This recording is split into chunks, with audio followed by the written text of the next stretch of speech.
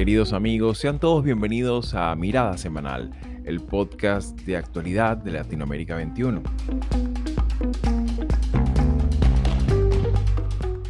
Como todos los domingos, analizaremos las principales noticias de la semana con el respaldo intelectual de Marisabel Puertarriera y Manuel Alcántara Sáez.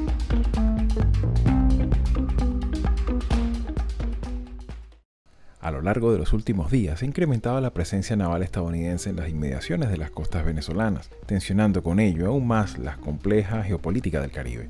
Y es que recientemente los Estados Unidos calificó el sobrevuelo de 2 aviones F-16 venezolanos cerca de uno de sus destructores como una acción altamente provocadora, la cual se produce pocos días después de la destrucción de una embarcación presuntamente destinada al tráfico de drogas que se dirigía a Trinidad y Tobago.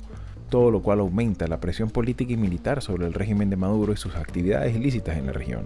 Incidentes en el plano militar que ocurren al mismo tiempo en el que se registran distintas respuestas diplomáticas de otros países del Caribe, Centro y Sudamérica con respecto a las operaciones antinarcóticos que ha desplegado Estados Unidos. En este contexto, cabría preguntarse qué elementos de doctrina militar tiene la política exterior estadounidense en su confrontación con el régimen de Maduro. ¿Qué implicaciones políticas deben tener en cuenta los gobiernos de la región?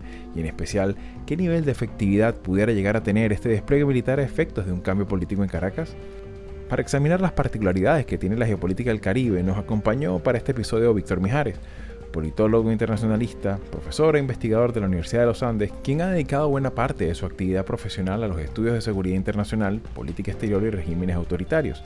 Con su respaldo analítico intentaremos explicar el contexto geopolítico y el alcance de estas crecientes tensiones entre Washington y Caracas. Soy Xavier Rodríguez Franco, les hablo desde Sunrise, Florida, y hoy es domingo 7 de septiembre de 2025. Y bien amigos, sean todos una vez más bienvenidos a Mirada Semanal y bueno, para este episodio un poco dándole continuidad a lo que habíamos conversado la semana pasada para poner un poco en perspectiva un mapa general de cuál es la situación en la que Estados Unidos y Venezuela y bueno, sobre todo esta dinámica también en el contexto hemisférico, cuáles son los elementos necesarios para entender y para ello, pues por supuesto, no puede faltar la apreciación calificada de un querido amigo y además colega y conocido de la casa, como es Víctor Mijares, quien nos acompaña en este episodio para examinar un poco más en detalle los aspectos ya, digamos, militares, geopolíticos y sobre todo también considerando la feliz circunstancia de que también tiene una perspectiva desde Colombia, porque es el país donde reside. Víctor, bienvenidos a Mirada Semanal. No, muchísimas gracias, Xavi, por la invitación. Y para mí, pues, por supuesto, un gusto estar aquí con ustedes. Yo creo que una de las preguntas más reiteradas, como para abrir un poco el melón, es de alguna manera, ¿cuáles son los elementos también que tenemos que tener en cuenta también desde el punto de vista geopolítico, ¿no? Porque ciertamente ya hemos visto un poco cómo se maneja esto en el folclore de los medios de comunicación, de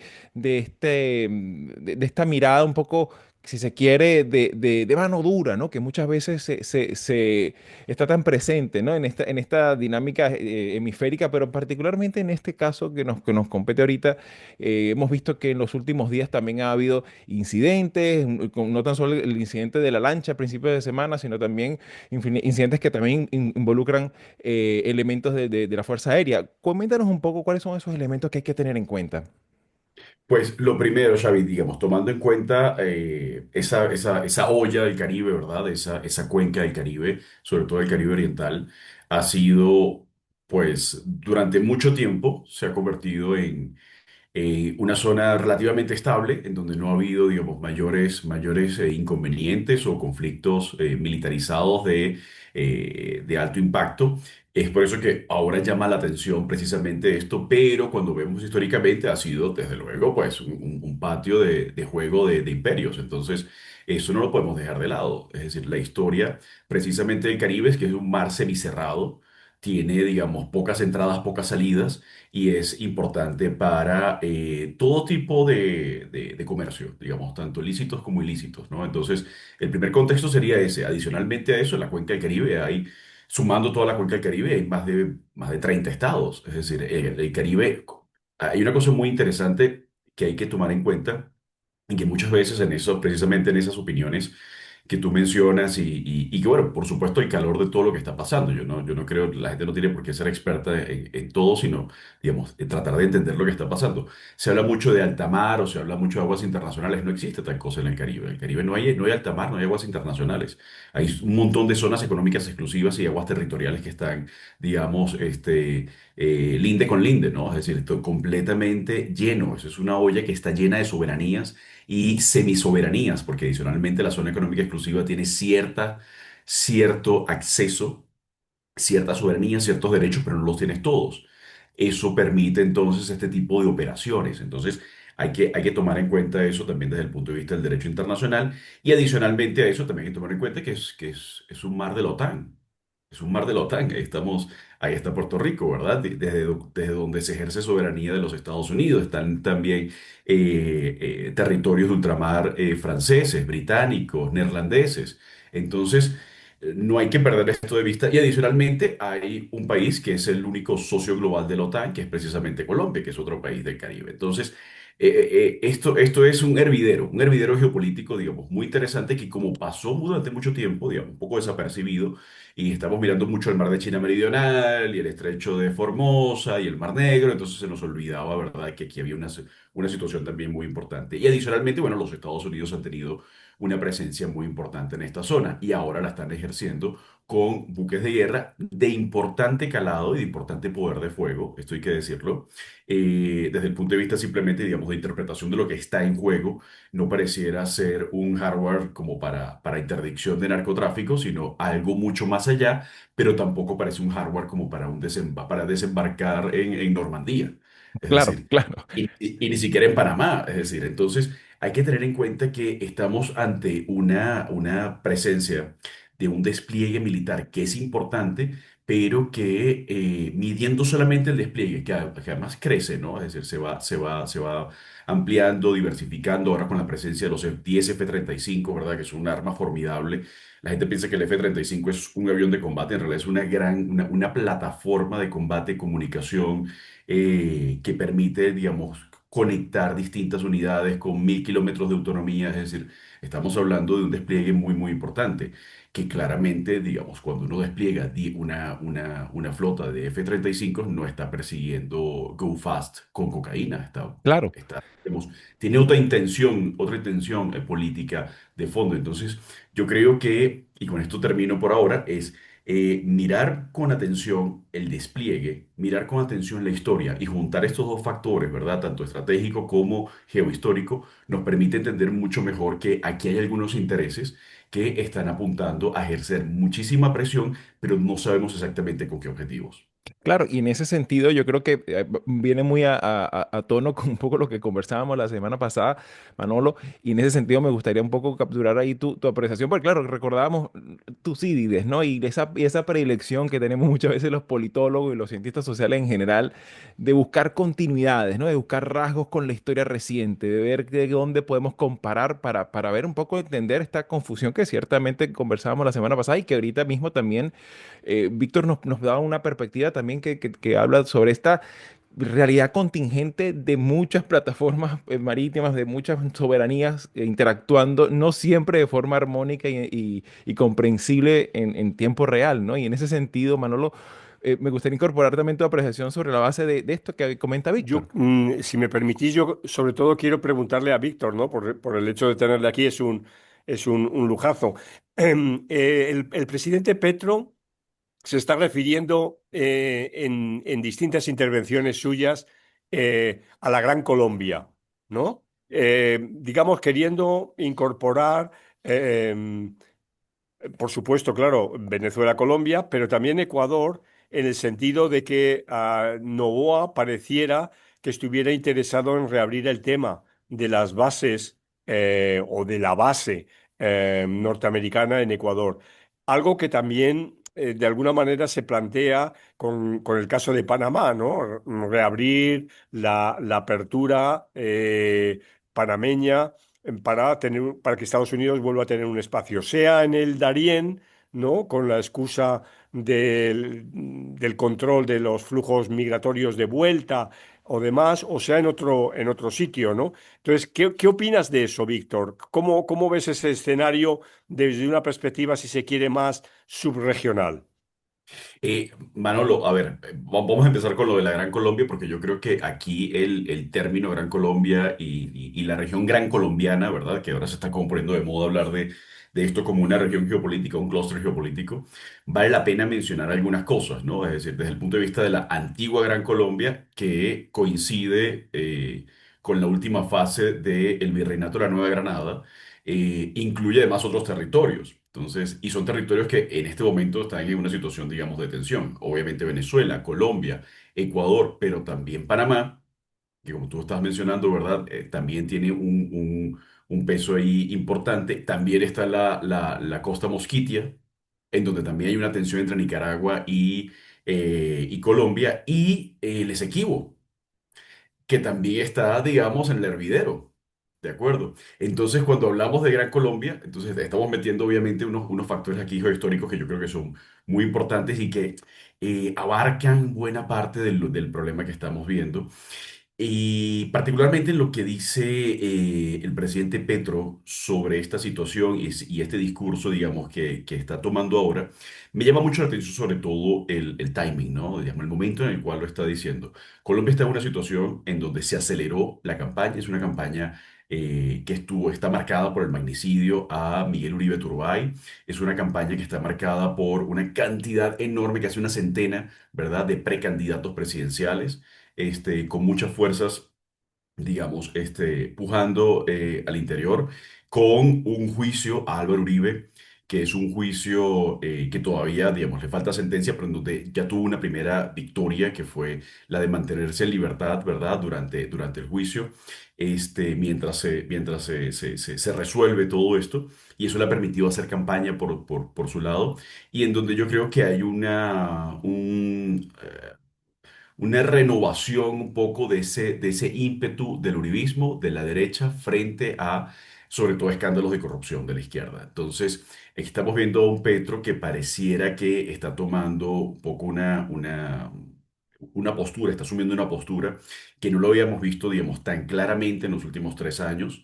Una postura mucho más, digamos, ideológicamente mucho más radical, con un discurso mucho más fuerte, con una aproximación hacia el gobierno venezolano y con un distanciamiento hacia los Estados Unidos que obviamente aquí en Colombia, digamos, se mira con mucho cuidado porque ya mencioné que Colombia es el único socio global de la OTAN en América Latina, pero adicionalmente Colombia es también un aliado principal no OTAN de los Estados Unidos. Entonces, aquí estamos en una situación, adicionalmente a eso, vamos a sumar otra cosa. Colombia rompió relaciones con Israel, que es su segundo mayor aliado militar y en materia de inteligencia estratégica.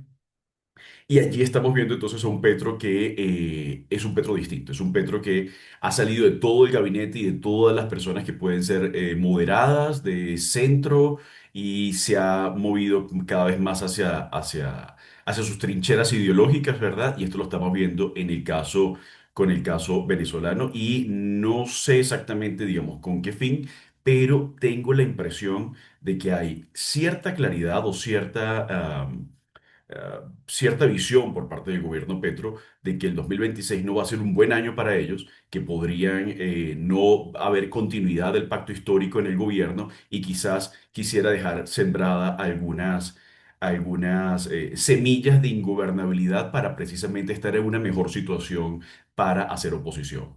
Muy interesante eso que comentas porque precisamente, mira, semanal hemos hecho revisión de esta dinámica, porque claro, el escenario político colombiano, evidentemente, pues de cara al 2026 va definiéndose conforme pasan las semanas y obviamente también queda ya por puertas adentro, pues una agenda legislativa bastante tensa, sobre todo considerando esos reveses también legislativos que ha tenido en esta primera fase del año. Pero me gustaría también incorporar tu apreciación, Marisabel, porque claro, este tema, esta semana también han sido una semana con muchos elementos noticiosos y de mucha alta tensión sobre esta presencia militar estadounidense en el Caribe. Y en particular también hemos visto, haciéndole continuidad a lo que comentabas la semana pasada, de cómo se vive en el sur de cómo se vive aquí en el sur de la Florida este despliegue y también, como llamamos un momento, ese trapicheo de expectativas, ¿no? La diáspora venezolana también se ha hecho sentir un poco en las redes sociales sobre este tema, ¿no? Adelante. Bueno, primero agradecerle a Víctor que nos esté acompañando, ¿verdad? Que como dice Manolo, es un lujo tenerlo en este episodio y sobre todo por el tema. Hay dos cosas. Yo voy a hacer un comentario sobre eso, Xavi, pero me interesa, aprovechando que está Víctor aquí, a ver su opinión sobre la declaración que dio el presidente de Guatemala, que me parece muy serio, ¿no? Que hayan emitido ese comunicado en la CELAC, incluyendo al gobierno de Guatemala, y el presidente Arevalo dice que ellos no acordaron. Entonces mi pregunta, Víctor, es si esta coyuntura va a generar fricciones en la comunidad del Caribe, sobre todo considerando lo que cada país individualmente está poniendo en juego con el tema de los aranceles, ¿no? Porque no es solamente Guatemala. Colombia ya tiene aranceles, pero Brasil ha dicho algo más allá de lo que ha dicho Petro. Entonces, esta situación va a poner contra la pared a más de un mandatario, no solamente en el Caribe, ¿no? Porque esto va a requerir un pronunciamiento mucho más concreto, nada de ambigüedades ni de eufemismos sobre con quién estamos. ¿Estamos con Maduro o estamos con Trump? Pero ahí hay que meter, por supuesto, el tema de los aranceles. Sobre lo que mencionaba Xavi, yo creo que ya esta semana hemos pasado de un momento en el que realmente el tema venezolano solamente se limitaba a la inmigración.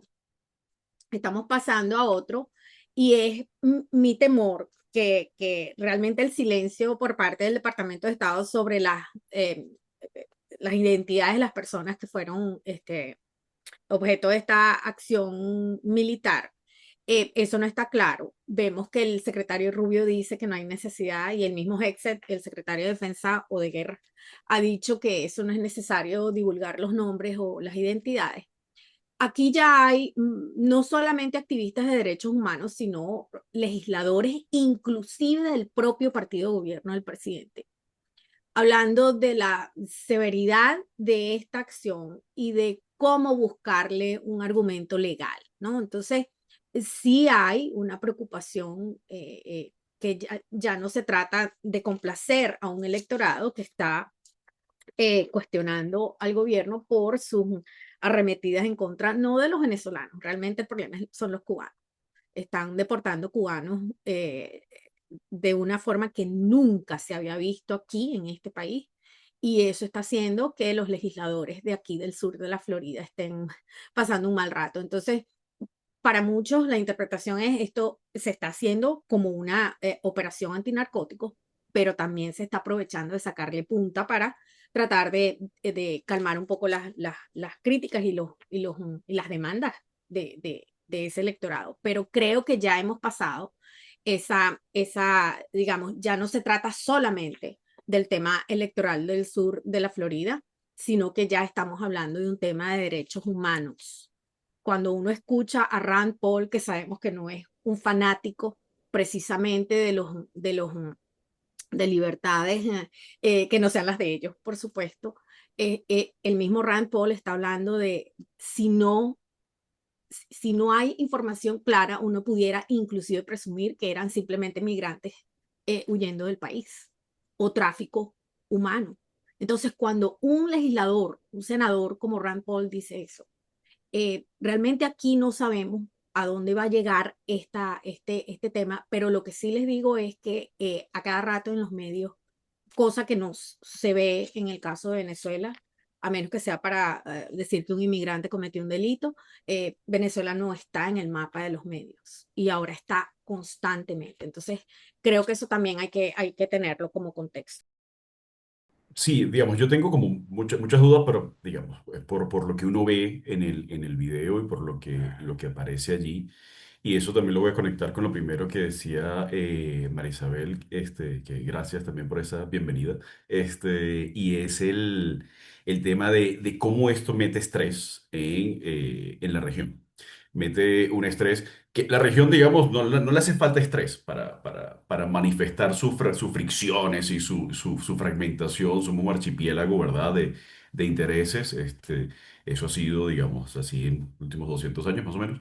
Eh, y efectivamente, pero esto, digamos, da pie para que esto sea aún peor. Pero volviendo al tema de los incidentes, ¿no? Y voy a meter también los incidentes de los F-16 y también el silencio del gobierno venezolano en ese sentido, y también un poco la guerra mediática y psicológica que hay detrás de todo esto. Ayer un portal interesante, muy bueno, que yo sigo sobre temas de seguridad en la región, pues hablaba de un segundo incidente, cuando uno rastreaba la red no había nada más, solamente eso, entonces me llama mucho la atención que pareciera que hay algunos intereses acá de generar mayor presión interna. Ahora bien, en el Nacional, Diario Venezolano El Nacional, sí se ha hecho algún seguimiento acerca de lo que esto implicó, quiénes eran las personas, tienen los nombres.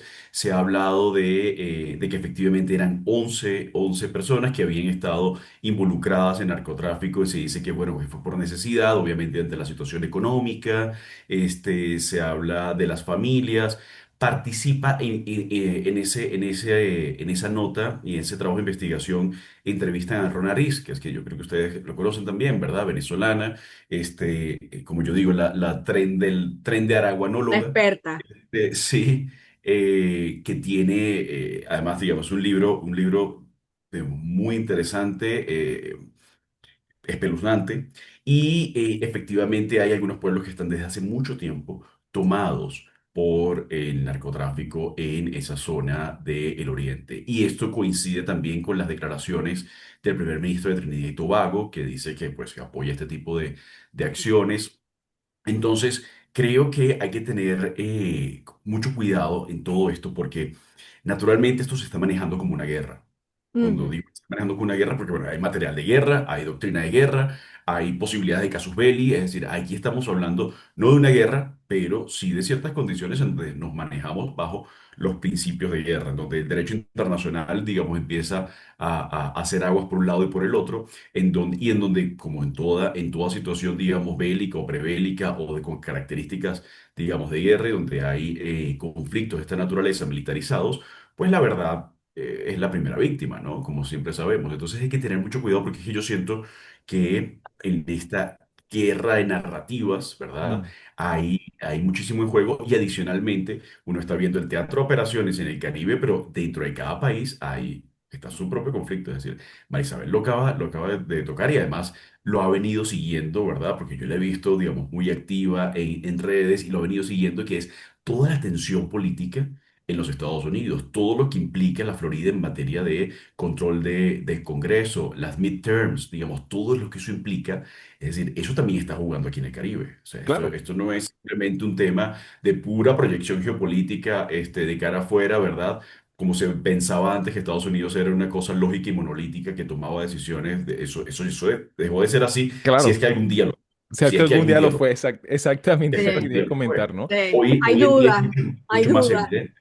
Exacto. Y en el caso de Venezuela también hay divisiones, posiciones Claro, políticas También. encontradas. Colombia ni se diga. Entonces, yo creo que aquí hay una serie de elementos que hay que tomar en cuenta porque yo estoy tratando de ver esto como con mucho cuidado porque a la primera, a la primera información que me llega, no me la creo. O sea, lo claro. reviso, lo reviso, Sí, lo reviso, porque, insisto, creo sí. que aquí hay un juego de guerra psicológica muy, muy tenso que Así es. tenemos que tratar de evitar nosotros convertirnos en víctimas de él. Claro, totalmente. Y en ese sentido me Sí. gustaría, ya que en breve tiene que partir Manolo, pero me gustaría también incorporar eso, ¿no? Tu apreciación final, Manolo, porque claro, ciertamente aquí es importante el ojo crítico, ¿no? Y que precisamente una de las cosas que siempre uno dice cuando habla de conflictos bélicos, ¿no? Que la primera baja es la verdad, ¿no? Y es que a veces nos vamos por un camino clásico o fácil, que es señalar que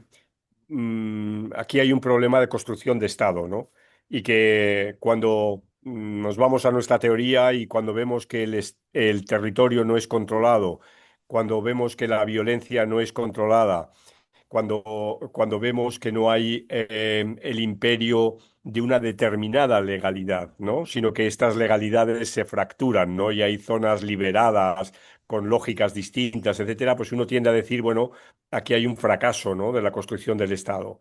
Pero yo creo, y Víctor ha dado un pie interesante, que el asunto es muchísimo más complejo, ¿no? Ya digo que era una solución muy facilona, decir, bueno, es un problema de que no se ha dado este paso adelante, pero es más complejo por el momento en el que vivimos, ¿no? Am, em, eh, claro, pensemos en el momento actual como el mundo de esto que se ha venido a denominar el complejo industrial digital o el complejo industrial tecnológico digital, tiene una lógica de actuación que evidentemente no es la que estamos hablando, no es la delictiva clásica de la violencia que atemoriza a la gente que no puede salir de sus casas, etcétera. No son las bandas de narcos o las bandas que explotan a los emigrantes, pero es otro escenario, ¿no? En el que no hay una lógica social, no hay una lógica, sino que lo que hay es una lógica corporativa, hay una lógica de una serie de grupos que son muy potentes. Pensemos que Nvidia ahora mismo, si fuera un país, sería el cuarto Producto Interior Bruto del mundo, ¿no? O sea, sería el cuarto país del mundo, ¿no?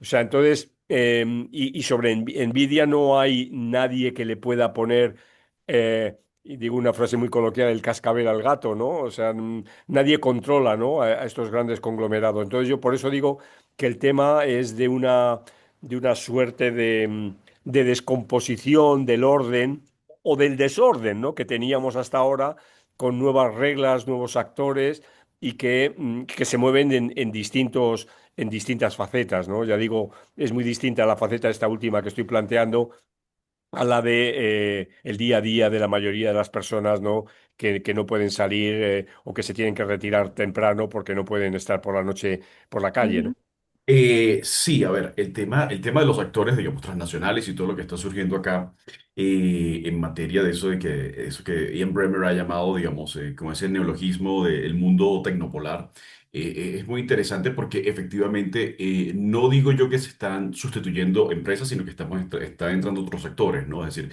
las empresas petroleras siguen siendo muy importantes. De hecho, en la relación entre Estados Unidos y Venezuela, los petroleros han tenido un lugar muy importante. En ese lobby y que precisamente genera, digamos, todas estas incongruencias. ¿Cuál Estados Unidos es el que está más interesado aquí? El Estados Unidos que está representado por Grenell o por Rubio. Entonces, aquí también hay unas tensiones internas que se manifiestan en esa relación. Y adicionalmente, pues, algunos intereses de empresas transnacionales que no digamos, en este sentido, digamos, empresas tecnológicas que tienen un impacto muy importante, pero que no las veo como tan claramente en este escenario, sino más bien como en otros, en donde, por ejemplo, sí, como había mencionado María Isabel, todo el tema de la guerra de aranceles sí tiene que ver mucho con ellas. El propio presidente Trump ha dicho que ellos van a liderar la inteligencia artificial y él está haciendo todo esto de los aranceles precisamente para que ese liderazgo no cese, para que se mantenga, digamos, en manos de esos intereses, ¿no? De esos intereses más de empresas norteamericanas que están compitiendo sobre todo con las empresas chinas en dos modelos, digamos, distintos, pero en los dos países, digamos, dominando este mercado. Ahora bien, hay...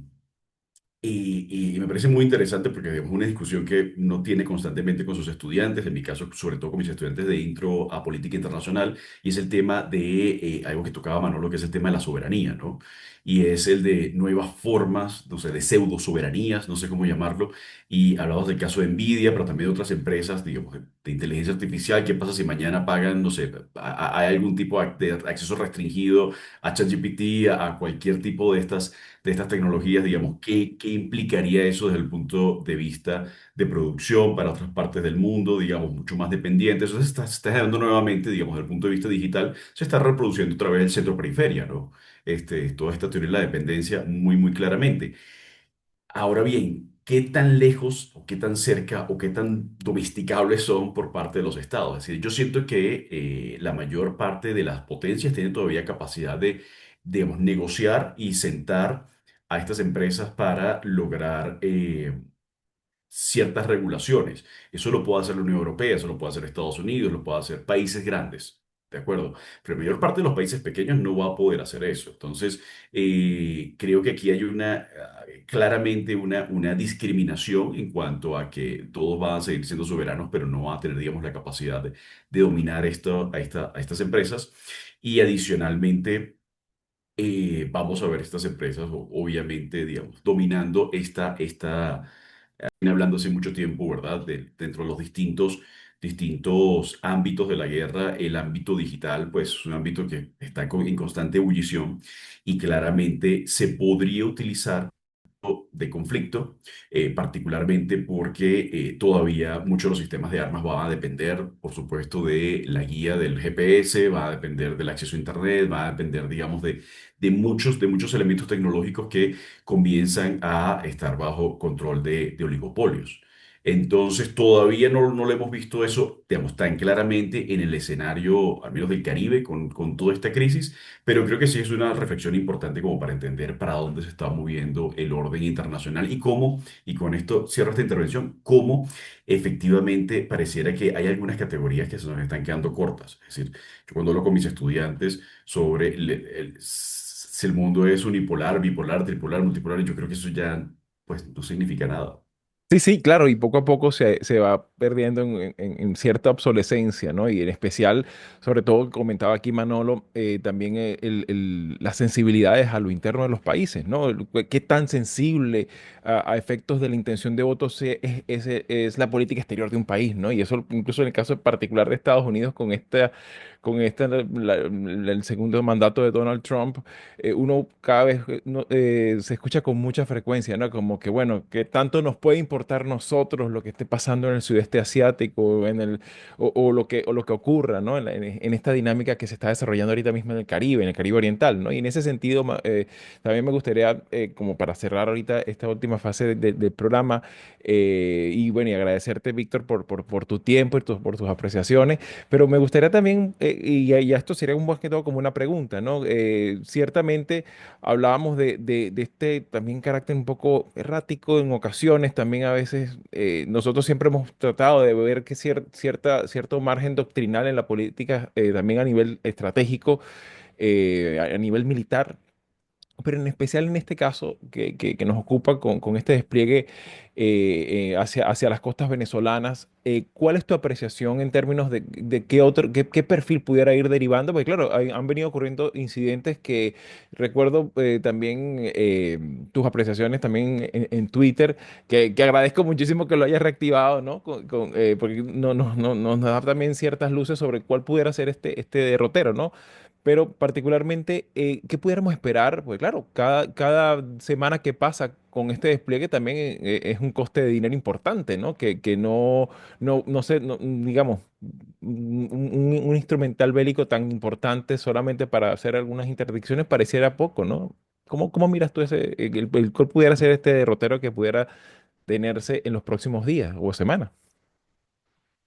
Bien, a ver, yo creo que aquí hay unas cosas, digamos, que valdría la pena tomar en consideración.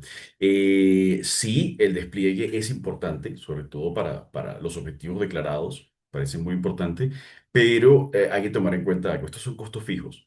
Si esa flota no está en el Caribe, está en el Mar Negro, si está en el Mar de China Meridional, si no va a estar, digamos, en otras partes del mundo. ¿De acuerdo? Es decir, es un costo fijo, no hay marineros, estos marines, estas armas, digamos, este despliegue, si no lo despliegas allí, lo vas a desplegar en otras partes del mundo. Entonces, eso ya está en el presupuesto. Entonces, no, digamos, el costo adicional es cero. Vamos a dejarlo así. Entonces, eso también llama mucho la atención, ¿verdad? Digamos, cuando uno empieza a pensar, bueno, esto en realidad no le cuesta nada a los Estados Unidos porque implicaría, pues, que puede servir para cualquier cosa, hasta para un bluff.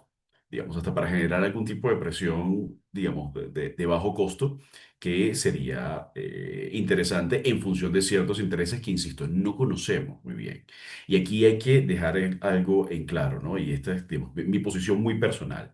Yo creo que cualquier cambio político en Venezuela tiene que y va a pasar desde el interior, digamos, desde dentro, tiene que ver con temas domésticos. Pero también creo que sin presión externa no va a pasar nada. ¿De acuerdo? Entonces, aquí no hay una sola condición que sea una condición suficiente, pero tiene que haber muchas condiciones necesarias, ¿de acuerdo?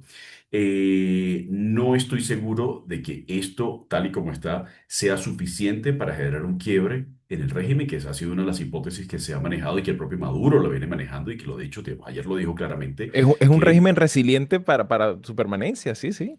totalmente, totalmente, pero también vemos lo siguiente, por otra parte, una sociedad venezolana que no tiene, digamos, muchas capacidades para reaccionar ante esto, es decir, no tiene una capacidad de movilización, la migración también ha debilitado las bases de la oposición, hay divisiones, digamos, incluso ideológicas en la oposición, aunque numéricamente, pues, creo que los datos que manejamos del año 2024, el 28 de julio, pues, dan cierta claridad sobre cuál es la cabeza de la oposición, y es María Corina Machado.